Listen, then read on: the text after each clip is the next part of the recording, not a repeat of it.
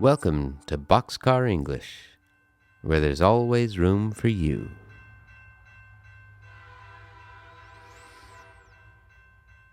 My name is Carl. It's good to see you. Get on this train, let's ride. I've got another story for you. I just got back from a trip with my grandmother. I call her Gran. We went to the mountains and rented a house there. It's not the first time we've done this. We do it, not every year, but every year or two. We go for walks in the woods there and look for birds. Gran knows a lot about birds. She loves birds. We left Haytown, and by the time we got to the house, it was already night. There were stars and a thin crescent moon in the sky. We'd rented this house many times before. It's an old house by a river. It smells like an old house, and it has old furniture in it.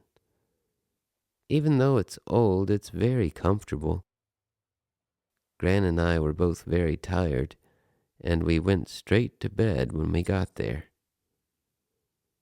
We like getting up early in the morning with the birds, and when it's nighttime in the mountains, it's so quiet. I always sleep very well there, and I look forward to sleeping there. I love my bedroom in that house. There's a window by the bed, and I can look at the stars until I fall asleep. You can see so many more stars out there in the mountains.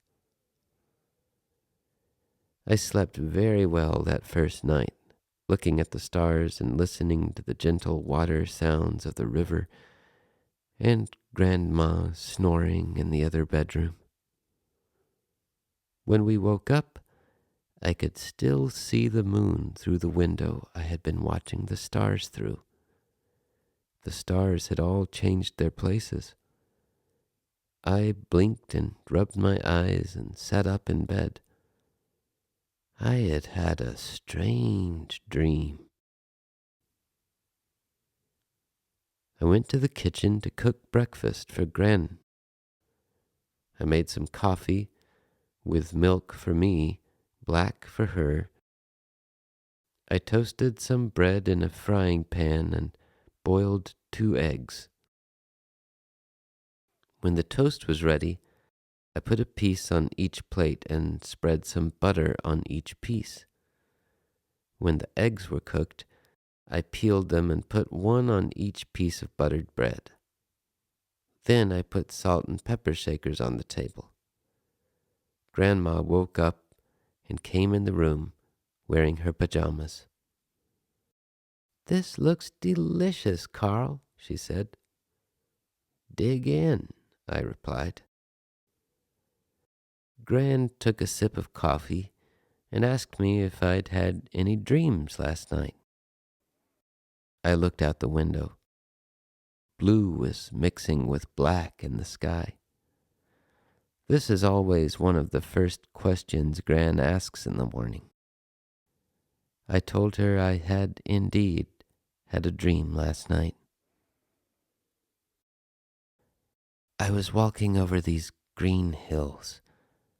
There were green hills upon green hills that extended as far as the eye could see.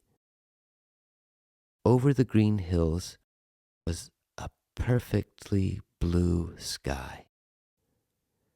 This is strange, but though I was walking across those beautiful green hills, I could also see myself from above, as if I was looking at myself on a map in a video game. Also on the map was a purple spot. In the dream, I had already read books about a king who lived on those green hills many years ago. He was a king who looked like a drawing on a deck of cards, the king of hearts or clubs or something. I could see him in the dream, even though he had lived in a different time, hundreds of years ago. The purple spot on the map was where he lived, and he had left some magic energy there, some magic energy that I wanted to feel very badly. The magic energy was purple. That was its color. I laughed. It was just purple magic. This was all perfectly normal in the dream. Before too long, I saw the castle up on top of a hill. The castle itself was purple. It was made of purple bricks with pink mortar in between. Mortar, dear listener, is what you call the stuff that holds bricks together. The castle was amazing. I was filled with awe as I approached it. It was actually glowing. It gave off light. When I got within about 50 feet of it, which, dear listener, is about 16 or 17 meters, I stopped and let my mouth hang open. It was so beautiful, so full of magic power. And then, without any warning, the castle began to fall to the ground. It crumbled completely right before my eyes, brick by brick, and it did so completely soundlessly, silently. I watched this happen in amazement, and then went to look through the rubble. The rubble was glowing purple also, and in the rubble I found a heart, not like a real human heart, but like a heart in a deck of cards. It felt warm and soft, but firm. I held it to my face. It felt very good, and little beams of light started shooting out of it, and I laughed and smiled because I knew it was good, whatever it was. That was my dream, Gran. What do you think it means? Grandma swallowed, looked me in the eye, and said, I don't have the slightest idea, Carl. We finished our breakfast and went walking through the woods, looking for birds. That's all for this time, friends. Thanks for listening.